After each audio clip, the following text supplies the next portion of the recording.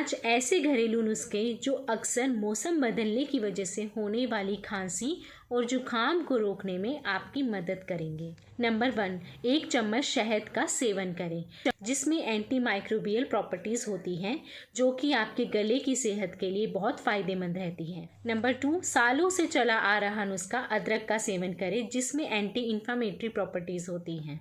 Number 3, हल्दी वाले दूध का सेवन करें, जिसको हम गोल्डन मिल्क के नाम से भी जानते हैं। नंबर 4, पुदीना का सेवन करें, जो कि आपके गले के लिए बहुत अच्छा रहता है।